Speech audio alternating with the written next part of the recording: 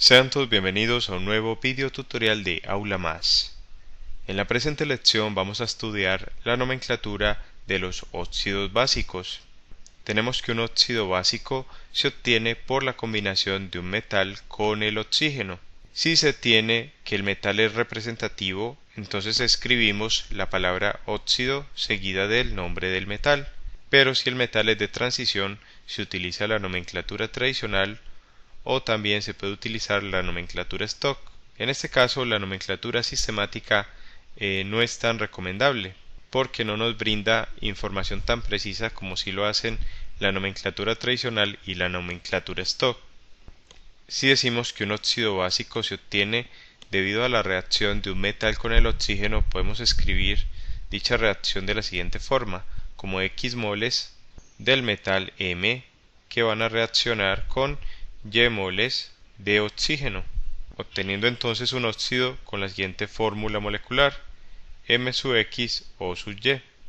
Ahora bien, consideremos los siguientes ejemplos en forma específica para el caso de que el metal sea representativo. Recordemos que los metales de los grupos representativos o los metales representativos están en los grupos 1A, 2A y 3A. Podemos ir directamente a la tabla periódica y observar que elementos metálicos del grupo 1A son por ejemplo sodio y potasio. Entonces cuando el sodio reacciona con el oxígeno produce un compuesto como el siguiente, NaO, que de acuerdo con la indicación dada con la regla de nomenclatura para los óxidos básicos, este se llama entonces óxido de sodio. Y si consideramos el caso del potasio, que también pertenece al grupo 1A, este reacciona con el oxígeno para producir KO, que se denomina óxido de potasio. Ahora bien, ¿por qué nos indica el número de oxidación del sodio y del potasio cuando se escribe el nombre del óxido que forman cada uno en forma respectiva? Esto debido a que el sodio y el potasio, como ya vimos en las consideraciones, para asignar números de oxidación a los compuestos presentan un único número de oxidación. Los elementos del grupo 1A, recordemos, presentan número de oxidación de +1. Los elementos del grupo 2A presentan número de oxidación de +2. Y los elementos del grupo 3A presentan número de oxidación de +3. Por tanto, no se hace necesario especificar el número de oxidación de los elementos de estos grupos, ya que presentan un único número de oxidación. Ahora bien, para efectos de aclaración debemos tener presente que el sodio, cuando se forma el óxido de sodio, presenta 2 moles en los reactivos, es decir, hay 2 átomos de sodio, por tanto en la fórmula se presenta es como Na2O, lo mismo el potasio, que se presenta como K2O. ¿Esto por qué? Porque el oxígeno, recordemos, presenta número de oxidación de -2 en la mayoría de los compuestos, y como el número de oxidación del sodio es +1 y el del potasio también, se requieren 2 átomos de cada uno para igualar las 2 cargas negativas del oxígeno y permitir que la molécula sea neutra o presente una carga neta o total igual a 0. Continuando con esos ejemplos, ahora analicemos los elementos del grupo 2A que presentan número de oxidación de +2. Tenemos aquí el caso por ejemplo del calcio, que reacciona entonces con el oxígeno para producir CaO, que de acuerdo con la nomenclatura se nombra como óxido de calcio. Y también tenemos el magnesio, que pertenece al grupo 2A, que reacciona con el oxígeno y forma el óxido de magnesio, MgO. En este caso, por cada átomo de oxígeno se requiere un átomo de calcio, ya que el oxígeno, un átomo de oxígeno, presenta número de oxidación de -2 y el calcio de +2, o sea que se igualan las cargas positivas y negativas y la molécula presenta una carga neta o total igual a 0. Lo mismo ocurre con el óxido de magnesio. El magnesio presenta número de oxidación de +2 y el oxígeno de -2. Vamos a analizar los elementos del grupo 3A, o analicemos el más representativo de este grupo, que es el aluminio. El aluminio presenta número de oxidación de +3, por tanto Cuando se combina el aluminio con el oxígeno, se obtiene la siguiente molécula, Al2O3. En esta ecuación participan 2 átomos de aluminio por 3 de oxígeno. Obviamente es de aclarar que no estamos considerando para estas reacciones el oxígeno molecular, que es O2, pero igual el análisis sigue siendo válido. Y este compuesto entonces se llama óxido de aluminio. Y ahora vamos a analizar los óxidos básicos obtenidos de metales de transición. En el caso de los metales de transición, consideremos como ejemplo el del hierro. El hierro es un metal de transición que presenta dos números de oxidación, más 2 y más 3. Cuando el hierro presenta un número de oxidación de más 2, reacciona con el oxígeno para formar el compuesto FeO. En este compuesto el hierro presenta número de oxidación de más 2 y el oxígeno de menos 2, con lo cual queda la molécula en estado neutro, ya que las dos cargas positivas contrarrestan el efecto de las dos cargas negativas. Entonces la molécula presenta una carga neta o total igual a 0. Ahora bien, cuando el hierro presenta número de oxidación de más 3, reacciona con el oxígeno para producir el compuesto Fe2O3.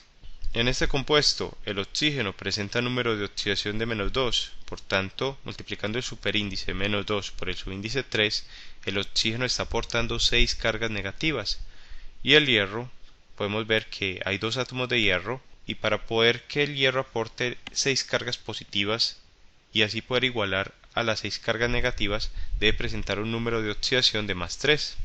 En esta segunda reacción, hay 2 átomos de hierro en los reactivos, por cada 3 átomos de oxígeno, y nos dice la teoría que podemos utilizar ya sea la nomenclatura tradicional o la nomenclatura Stock. La nomenclatura tradicional nos dice que cuando un elemento presenta varios números de oxidación, como es el caso del hierro, que forma entonces dos óxidos básicos, el FeO y el Fe2O3, para el compuesto que presente el menor número de oxidación, para este metal de transición, en este caso el FeO, el nombre del compuesto se obtiene escribiendo la palabra óxido seguida de la raíz del metal, en este caso la raíz del hierro, que para el caso del hierro la raíz es Fer, obtenida de la designación antigua que presentaba este elemento, que es ferrum. Entonces escribimos óxido Fer, Fer que es la raíz del hierro, y como es la menor valencia que utiliza en este óxido básico, la terminación es oso. Se utiliza la terminación oso o sufijo oso para el compuesto con el menor número de oxidación para el metal de transición. Ahora bien, para el óxido básico que presente el mayor número de oxidación para el metal de transición, en este caso el Fe2O3, donde el hierro presenta número de oxidación de más 3 y el oxígeno de menos 2, se escribe la palabra óxido. Estamos hablando de la nomenclatura tradicional.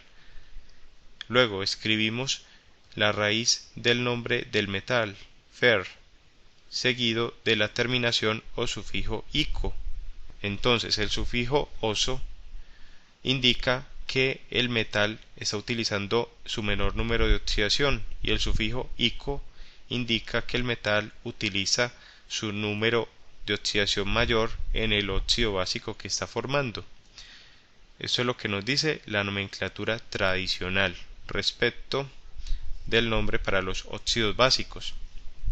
En la nomenclatura Stock, esta nos dice que vamos a escribir la palabra óxido, en este caso para ambos óxidos, y luego escribimos el nombre del metal, o sea, óxido de hierro en ambos casos, pero dentro de paréntesis vamos a indicar el número de oxidación con que está trabajando o que presenta en este compuesto el metal, en forma específica el metal de transición. Entonces el hierro en el FeO presenta número de oxidación de más 2, indicamos este 2 con un número romano en la nomenclatura Stock, y en el Fe2O3 el hierro presenta un número de oxidación de más 3, entonces lo indicamos con el número 3 en forma de números romanos. Por tanto, en la nomenclatura Stock, el óxido de hierro con el menor número de oxidación se denomina óxido de hierro 2, y el que presenta mayor número de oxidación se denomina óxido de hierro 3. Debemos entonces considerar en la nomenclatura tradicional la raíz del metal de transición para poder nombrarlo correctamente cuando forma óxidos. De esta forma entonces concluimos la presente lección sobre nomenclatura de óxidos básicos. Te invito a que sigas estudiando con nuestras lecciones, a darle me gusta a este video tutorial y a suscribirte a nuestro canal Aula Más, tu canal para aprender más.